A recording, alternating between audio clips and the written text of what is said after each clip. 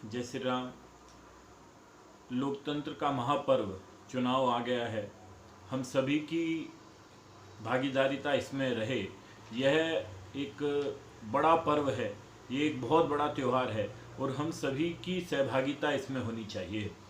हम अपने घर के सभी वोट डालने जाएं, मेरे परिवार के लोग वोट डालने जाएं, मेरे मोहल्ले के वोट डालने जाएं, मेरे गांव या वार्ड के लोग वोट डालने जाएं, वो किसी को भी वोट दें पर वोट जरूर डालने जाएं, क्योंकि यह वोट देश का नीतियों का निर्धारण करता है। राज्य और देश की विकास के लिए जरूरी है वोट। तो हम इस वोट के महत्व को समझें। लोग जब वोट को छुट्टी का दिन मान लेते हैं, वोटिंग के दिन को, तो वो एक 5 साल के लिए अपने देश को अपमानित करते हैं। तो इसलिए हम सभी लोग जागरूक बने और 100% वोटिंग की ओर इस देश को लेके जाएं। और जब हम वोट डालने जाएं तो हम कुछ विचार जरूर करें कि हमें किस पार्टी को वोट देना है और किन विषयों को चिंतन करते हुए वोट देना है। जब हम वोट देते हैं तो हम कई बार प्रत्याशी को वोट देते हैं और लोकल मुद्दों को वोट देते हैं, उन्हें भी ध्यान में रखते हुए वोट देना। पर जिस पार्टी को हम वोट देते हैं उसकी राष्ट्रीय नीतियाँ क्या हैं, इसकी भी हमें चिंतन करना चाहिए, उसके बारे में भी जानना चाहिए, क्योंकि प्रत्याशी अपनी राष्ट्रीय नीतियों के से बंधा है। जो पार्टी की विचारधारा है उससे बाहर वह नहीं जा सकता है। तो हमें चिंतन करना चाहिए कि हमें किसे वोट देना है। हम जो राम का नहीं वो किसी काम का नहीं। तो भगवान राम को मानने वाले, इस विचार को रखने वाले पूरे देश के श्रद्धालुओं को चिंतन करना चाहिए कि आज मैं सुनता हूँ कि जो राम को लाए हैं हम उनको लाएंगे, ये गाना बहुत चल रहा है। तो बहुत सारे लोग इस पे आपत्ति दर्ज करते हैं कि साहब भगवान राम को कौन लेके आया है। भगवान राम को जो लेके आए हैं वो दुनिया में लेके नहीं आए हैं, पर वो भगवान राम को उनके जन्म स्थान के मंदिर में लेके आए हैं, उन्हें सम्मान दिया है। जो एक ढांचा भगवान राम के मंदिर के ऊपर खड़ा था, उस ढांचे को हटाकर उस ढांचे के ऊपर भव्य राम मंदिर के अंदर स्थापित करने के लिए भगवान राम को लेके आए हैं, दुनिया में नहीं लेके आए हैं। आपकी समझ कम है। अगर इतनी ही भगवान राम के अपमान की चिंता है तो तब चिंता करनी थी जब कांग्रेस ने हलफनामा दिया था कोर्ट में कि भगवान राम तो काल्पनिक हैं, भगवान राम तो हुए ही नहीं हैं। तब कहाँ गए थे भाई आप लोग? तब आपको राम पे चिंता दर्द नहीं हुआ, तब आपके फेसबुक पे कोई पोस्ट नहीं लिखी, आपकी संवेदनाएं नहीं जाली, क्योंकि आप एक देश विरोधी विचारधारा के बंधक बन चुके हैं। तो आपको बड़ा सोच करनी पड़ेगी और हम सब लोगों को चिंतन करना पड़ेगा कि देश जिस विकास के रास्ते पे, विश्व गुरु के रास्ते पे चल रहा है, जिस भारत को पहचान नहीं थी, आज पूरी दुनिया का लीडर बनने की स्थिति में भारत है। आज कोरोना की महामारी में अगर देश अच्छे हाथों में नहीं होता, सुरक्षित हाथों में नहीं होता, तो आज देश टूट चुका होता। दुनिया के सारे देश के अंदर जितनी बड़ी तरह से त्रासदी हुई है, भारत में उसके मुकाबले कोई त्रासदी नहीं हुई है। भारत के लोगों ने अपने नेतृत्व के कहने पर जिस तरीके से संयम बढ़ता, जिस तरीके से एक आह्वान पर भारत के लोग अपने आप को नियंत्रित करते हुए इस कोरोना की महामारी से लड़े और देश के लोगों को सब लोग साथ खड़े होकर एक दूसरे की मदद करते आए। अगर देश के अंदर कांग्रेस सरकार होती तो त्राही माम होता। और भारत आज खुद की वैक्सीन बना के लगा रहा है। पूरे देश के अंदर इतनी बड़ी तेजी से वैक्सीन लग रही है, हमने दुनिया को मदद की है भाई। हम उस स्थिति में पहुंचे हैं कि भारत, तो हम जिस रास्ते पे चल रहे हैं विश्व गुरु बनने के, वो रास्ता ना टूटे, हम उस स्थिति में ना आए। आज सड़कों का जाल पूरे देश में फैला है, कल्पना नहीं थी, इतने बड़े बड़े गड्ढे थे जब हम जाते थे। आज पूरे देश के अंदर कहीं भी आप जाएंगे तो आपको जो 10 घंटे की रास्ता था वो आज 4-5 घंटों में पूरे होते हैं। हम उत्तराखंड की जनता पर्यटन से जुड़ी हुई है, हम चाहते हैं कि लोग हमारे यहाँ आए, पर जब लोग आते थे तो 5-5, 6-6 घंटे का जाम हरिद्वार के एंट्रेंस पे मिलता था। व्यापारी तरस था, व्यापार नहीं था। लोग जब 4 धाम की यात्रा पे जाते थे तो उन्हें गाड़ियाँ नीचे गिरती थी, डरते थे, लोग नहीं आते थे, कुछ ही लोग आ पाते थे। आज सड़कें इतनी अच्छी 4 धाम के ऑल वेदर रोड बनी हैं कि व्यापार चरम पे पहुंचेगा। कोरोना की वजह से थोड़ा डिस्टर्ब हुआ है, पर जब ठीक होगा तो सड़कें इतनी बेहतर हैं कि लोग कुछ घंटे के अंदर दिल्ली, हरियाणा से यहाँ पहुँच जाते हैं और वो हमें व्यापार और बिजनेस दे के जाते हैं, जो हमारी रीढ़ की हड्डी है। तो हम सब लोगों को भी उस काम को वो रुके ना, फिर हम उसी स्थिति में न चले जाएं। आज सुरक्षा की भावना समाज के बीच में जगी है, आज बहनें सुरक्षित हैं, नहीं तो घरों से लड़कियों को उठाने का प्रचंड चालू हो गया था। लव जिहाद चरम पे पहुंच गया था। लड़कियां बाहर जाते हुए उन्हें छेड़ते थे गुंडे, उन पर मुकदमे दर्ज नहीं होते थे। यूपी की स्थिति आप कल्पना नहीं कर सकते क्या थी।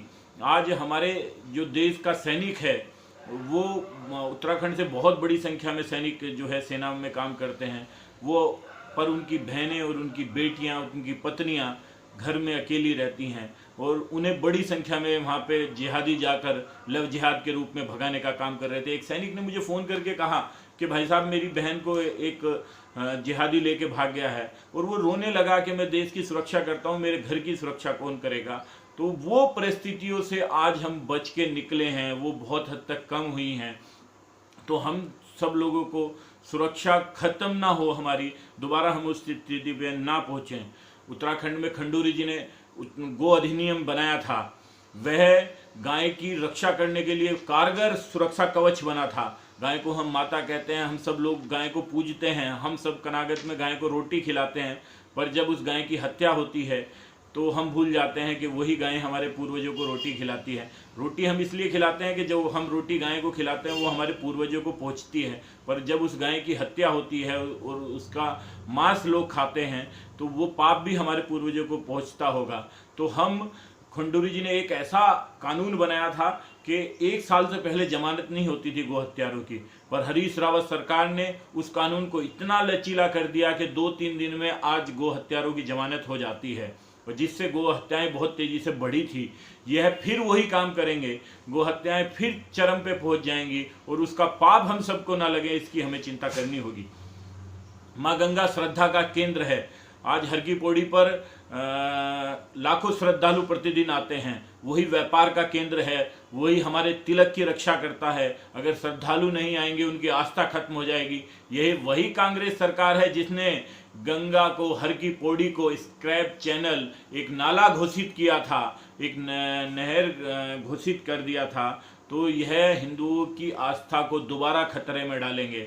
यह ऐसा ना हो कि दोबारा से आज जो गंदे नाले गंगा जी में गिर रहे थे, पूरे देश भर के लगभग सभी नाले बंद कर दिए गए हैं, वो सभी ट्रीटमेंट प्लांट के से जोड़ दिए गए हैं। इतनी बड़ी योजना कल्पना नहीं कर सकते थे कि कितने जल्दी और कितने अच्छे तरीके से वो कारगर हुई है। सभी जगह सीवेज लाइन डल गई हैं और सारे के सारे जो है सीवरेज ट्रीटमेंट प्लांट में जा रहे हैं। तो एक बड़ी योजना हम सब लोगों के बीच में है। देश के सैनिक लंबे समय से अपमान झेल रहे थे कश्मीर के अंदर, उन्हें मारा जाता था, उन्हें गालियां दी जाती थी, उन्हें अपमानित किया जाता था, उनके ऊपर हत्याएं हो रही थी। पूरे देश के अंदर आतंकवादी घटनाएं हर महीने होती थी। ऐसा देश का कोई कोना नहीं था जब जिसके यहाँ जिस प्रदेश में अगर आतंकवादी घटनाएं ना हुई हो। तो आज आतंकवादी घटनाएं एकदम से बंद हो गई एक सरकार के जाने से। ऐसा क्या हो गया भाई कि आज पूरे देश के अंदर कहाँ कोई धमाका नहीं होता है, कोई आतंकवादी घटनाएं नहीं है। सिर्फ आतंकवादी घटनाएं कश्मीर के एक बॉर्डर के हिस्से तक सीमित रह गई हैं, पूरे कश्मीर में भी नहीं है, जम्मू में भी नहीं है, कश्मीर के एक छोटे से हिस्से में। क्या कारण है भाई कि एक पार्टी के सत्ता से हटते ही सार आतंकवाद खत्म हो गया? नहीं तो लाखों लोगों की हत्या करने का काम ये लोग कर रहे थे आतंकवाद के रूप में। सैनिकों का अपमान वहां हो रहा था, सैनिक कश्मीर के लिए लड़ रहा था। आपके एक वोट ने कश्मीर आज भारत का अभिन्न अंग बना दिया है 370 हटाकर। तो और भगवान राम के मंदिर को जो टिप्पणियां करते हैं, भगवान राम के 500 वर्ष लड़ाइयां लड़ी हैं हिंदू समाज ने, लाखों करोड़ों लोगों ने अपने जीवन का बलिदान भगवान राम को लेके दिया है। तब आपकी संवेदना नहीं जागी कि एक आतंकवादी, एक घुसपैठिया, एक विदेशी आक्रमणकारी हमारे भगवान राम के मंदिर को तोड़ता है और अपने नाम से एक ढांचा खड़ा करता है। उस ढांचे को तोड़कर उस पर भगवान राम का भव्य राम मंदिर बनाने वाला, और वो राम मंदिर में अड़चन ना है इसलिए वोट हमें करना है। ऐसी सरकार बिल्कुल नहीं चुननी है जो भगवान राम के मंदिर को रोक सके, उसमें अड़चनें डाल सके। तो सैनिकों के सम्मान के लिए हमें वोट करना है। पहले सैनिक हमारा बॉर्डर पे शहीद हो जाता था, सिर्फ उसके कपड़े या कुछ वस्त्र घर भेज दिया जाते थे, पर अब की सरकार ने ये तय किया है कि सैनिकों को पुरुष की भांति अपमानित नहीं करेंगे, उन्हें सम्मान के साथ उनका अंतिम संस्कार होगा। सेना को आदेश दिए हैं कि कुछ भी करके सैनिक की बॉडी को नहीं छोड़ना है, वहाँ पे उसका अंतिम संस्कार नहीं करना है, उसकी बॉडी को घर भिजवाना है और पूरे सैन्य सम्मान के साथ उसका अंतिम संस्कार करना है। जब हम अखबार पढ़ते थे तो अखबार में ऐसा कोई दिन नहीं जाता था, कोई नया भ्रष्टाचार, कोई नया घोटाला ना खुलता हो। और अब घोटाले बंद हो गए भाई, कोई घोटाला नहीं। क्यों? क्योंकि सत्ता में वो लोग बैठे हैं जिनका परिवार नहीं है, जिनके महत्वाकांक्षा नहीं है। ये देश को तोड़ने वाली ताकतें जो देश को लूट रही थी, वो देश की सत्ता से दूर चली गई हैं। क्या कारण है भाई? देश के अंदर अब दंगे बंद हो गए हैं। पूरे देश के लोग, सभी जाति बिरादरी संप्रदाय के लोग आज सुरक्षा महसूस कर रहे हैं। अन्य हिंदू युवाओं को, मुस्लिम युवाओं को, अन्य धर्मों के युवाओं को जेलों में देखा गया दंगों के सजाओं के मामलों में। तो ये दंगे कराने वाली सरकारों को सत्ता से दूर रखना होगा। इस देश के सुरक्षा को ध्यान में रखते हुए ये देश को तोड़ने पर लगे थे। इतनी बुरी स्थिति बन गई थी कि कश्मीर, केवल कश्मीर नहीं है, देश के अंदर छोटे छोटे कश्मीर बन गए थे, जो ऐसा स्थिति बना दी थी कि गृह युद्ध कब होने वाला है देश के अंदर। तो वो परिस्थिति ना आए, इसको ध्यान में रखते हुए हमें वोट करना है। आज आयुष्मान के नाते पूरे देश के लोगों को स्वास्थ्य की, आज गरीब आदमी जब बीमार होता था तो उसके पास कोई विकल्प नहीं था, लोग हॉस्पिटल नहीं जाते थे कि बुजुर्ग हो गया है तो मरना ही है। और जब अगर कोई बड़ा भी बीमार हो गया तो पहले हॉस्पिटल से पहले किसी बड़े आदमी के घर जाया करते थे पैसा उधार मांगने के लिए कि मुझे पैसे ब्याज पे दे दे, लोन दे दे, अपने जेवर गिरवी रखने जाते थे, तब हॉस्पिटल लेके जाते थे। तब तक आदमी की हालत बहुत ख़राब हो जाती थी। तो और हॉस्पिटल भी उनसे बहुत लंबे चौड़े बिल लिया करते थे। पर देश के सत्ता में बैठे लोगों ने चिंतन किया कि देश के लोगों को स्वास्थ्य की सबसे ज़्यादा ज़रूरत है। तो आयुष्मान योजना के तहत अब आप बीमार होते हैं तो आपको 5 मिनट के अंदर इलाज शुरू हो जाता है और आपसे कोई पैसा नहीं लेता। आप कल्पना नहीं कर सकते, लाखों करोड़ों लोगों के जीवन इस योजना ने बचाए हैं। आज गरीब लोगों को सीधे उनके खाते में जनधन योजना के तहत पैसा मिल रहा है। नहीं तो प्रधानों के चक्कर काटते थे, नेताओं के चक्कर काटते थे और उनके कमीशन बंधे हुए थे। आज लोगों के घरों में राशन पहुंच रहा है। सभी के यहाँ कल्पना नहीं है, लोग खेतों में जाया करते थे, आज किसी भी इंटीरियर गांव में चले जाइए, सबके यहाँ शौचालय। तो ऐसा देश जहाँ बिजली 24 घंटे मिलती है, जहाँ पानी हमेशा मिलता है, आज हम उस देश की तरफ बढ़ रहे हैं, देश की उन्नति की तरफ बढ़ रहे हैं। आज रोजगार बड़ी तेजी से बढ़े हैं। लोगों को हमने नौकर बनाना शुरू कर दिया था, पर सरकार ने बदला है कि अगर हमें देश के विकासशील देशों में जाना है तो हमें रोजगार बढ़ाने पड़ेंगे, नौकरियां नहीं। हम नौकर नहीं बनेंगे, हमें अपने रोजगार बढ़ाने पड़ेंगे, हमें छोटे छोटे लघु उद्योग खड़े करने पड़ेंगे। अगर हमें चीन को टक्कर देनी है तो हमें इस चीज़ के लिए चिंता करनी पड़ेगी कि अगर हम लोग चूक गए एक वोट के नाते से तो देश के अंदर कितनी गड़बड़ी होने वाली है। आज लोगों ने घोषणा पत्रों के अंदर इस्लामिक यूनिवर्सिटी का कल्पना की है, तो ये लोग अगर सत्ता में आए तो ये लोग इस्लामिक यूनिवर्सिटी बनाएंगे। कहाँ बनाएंगे? ये हर की पौड़ी पे बनाएंगे। कहाँ बनाएंगे? ये जो है इनकी हरीश रावत की बेटी ग्रामीण से खड़ी है तो वहाँ बनाएंगे। ये देवबंद इस उत्तराखंड को बनाना चाहते हैं इस्लामिक यूनिवर्सिटी की योजना के तहत। ये एक बड़े षड्यंत्र के तहत काम कर रहे हैं। यह गंगा को अपमानित करने का पुनः काम करेंगे अगर ये सत्ता में आए हैं, और गंगा की सुरक्षा, हरिद्वार के धार्मिकता की सुरक्षा खत्म करने का काम करेंगे। अगर मैं आपको चेताना चाहता हूं, अगर कांग्रेस सत्ता में आई तो हरिद्वार का जो बाइलॉज है उसे नष्ट करने का काम प्राथमिकता के आधार पर करेंगे। ये वही लोग हैं जो आज वोट मांग रहे हैं कांग्रेस के नाम पर। जब कनखल के अंदर एक मुस्लिम जिहादी नाई ने एक हिंदू बेटी को छेड़ा था और हिंदू समाज के युवकों ने जब उससे संघर्ष किया और कई वहाँ झगड़े किए, फिर उन्होंने सारे के सारे दुकानदार जो मुस्लिम दुकानदार थे वो इकट्ठे होकर झगड़े करने लगे। तो जब झगड़ा बढ़ा तो वहाँ सारे दुकानदार हरिद्वार की दुकानें बंद करके चले गए। उन्होंने हरिद्वार के बाइलॉज का पालन करने का निर्णय किया। तो ये 2-4 दिन दुकानें बंद रही। तो ये लोग सद्भावना के नाम पर, जिस नगर पालिका के चेयरमैन हैं पत्नी और उसी का पति जो है दुकानें खुलवा रहा था बायलॉज का उल्लंघन करके। मुस्लिमों को प्रतिबंधित क्षेत्र में बसाने का काम, उन्हें दुकानें देने का काम आज जो खोखा नगर पालिका ने खोले हैं, उन खोखों में कई मुस्लिमों को, भाई आप क्यों, एक धार्मिक स्थल बचा है हिंदुओं का, उसमें काहे को आप जो है दंगा कराना चाहते हैं? क्यों आप वहां जो है एक विशेष धर्म के लोगों को, मुसलमानों को घुसाने का प्रयास कर रहे हैं? अगर ये सत्ता में आए तो ये बायलॉज खत्म करेंगे हर की पौड़ी पर। आज आप रो रहे हैं, आप लड़ रहे हैं, आप लड़ो ना। अगर आपके यहाँ नाली नहीं बनती है, आपके यहाँ विकास नहीं पहुंचता, आप लड़ो, संघर्ष करो, पर उस विचारधारा को मत बेचो, उससे गद्दारी मत करो जिसे आप सर पर ढोके घूमते थे और लोगों को बेचते थे। उस विचारधारा के साथ गद्दारी मत करो छोटे छोटे चीजों में।